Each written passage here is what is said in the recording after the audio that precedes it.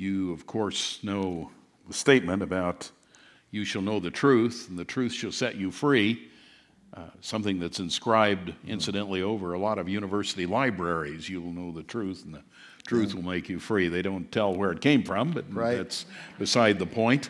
But isn't there a paradox in that? You'll know the truth, and the truth will set you free. Doesn't truth lead you into legalism and don't do this and don't do that?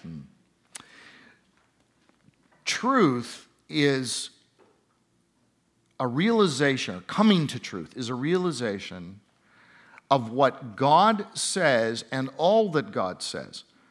Grace is one of the greatest, in some ways arguably the greatest truths in Scripture. Grace itself is a truth.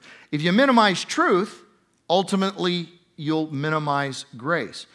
But the truth sets us free because it gets us in touch with reality.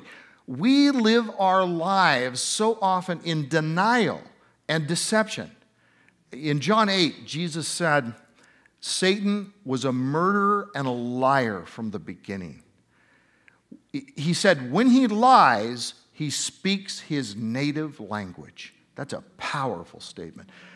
And what that means is he's so credible. He's so believable. You know, Satan does not get people to follow him by saying things that sound obviously stupid that nobody would believe. You'd never be tempted by that because it'd be so obviously untrue. So he takes truth and distorts it, and he puts, maybe 9 parts truth in there and 1 part falsehood, but that 1 part falsehood contaminates the rest of the truth. That's what heresy is, and that's what makes heresy believable to people. So what we've got to do is say, God gave his truth, like the guardrails, to liberate us. If I come to grips with the truth that I deserve hell, and that Jesus took hell upon himself on the cross for me, and I bow and I give up my life to him and put myself at his mercy, he says, you want to save your life? You'll lose it. You lose your life for my sake, you find it. And that itself is a paradox. But God's truth is something beautiful and wondrous, and we should be careful to bow our knee to God and to what he says is true. And that's where liberty comes. And as for legalism, God hates legalism. God hates human laws that become the checklist of spirituality. That's Phariseeism. God hates legalism. And so what I say to a lot of young Christians who are very critical of the church, and older Christians who are very critical of the church, and people who have left the church, and that's many, many people who say, I'm still a follower of Christ, but I hate the church. I hate it because I've seen hypocrisy and legalism and all that kind of stuff. I say, well, maybe you have. In some cases, I think that's very distorted and exaggerated. In other cases, yes, maybe you've seen that hypocrisy, but don't throw out the baby with the bathwater. Don't throw out the truths of Jesus. Don't throw out the value of the local church. Realize that God hates legalism, but if legalism isn't your problem, you've got all kinds of other ones. So come to grips with those, confess those, and don't, where in Scripture did it promise you that you have to, in order to follow God, you have to be surrounded by perfect people in a local church? You know, it's the old thing about if you find the perfect church, don't join it because then it won't be perfect anymore. I mean, and what I tell, and by the way, on this subject of the church, which is not what John asked, but once again, that doesn't prevent me from addressing it. Oh, I was about to. Oh, were you? Well, what were you going to say?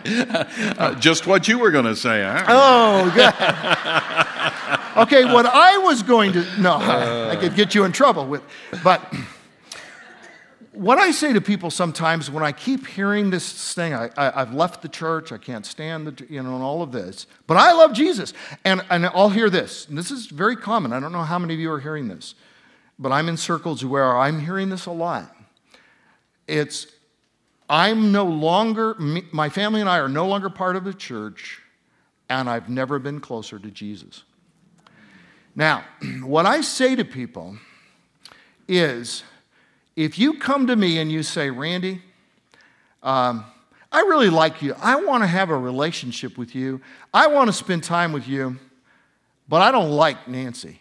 I just am not, I'm not comfortable with Nancy, my wife. Now, no one has ever said that. They would say the opposite, but so it makes a bad analogy. But anyway, but I do want the relationship with you. It's just your wife that I don't want to have any part of it. You know what I'd say to him?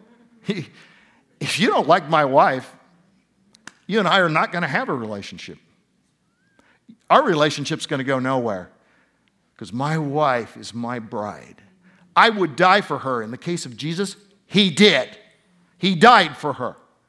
If you hate the church, you are not a follower of Jesus. You may think you are. Now, you can hate hypocrisy you have seen. You can hate Phariseeism you've seen. You can hate certain things like that God hates.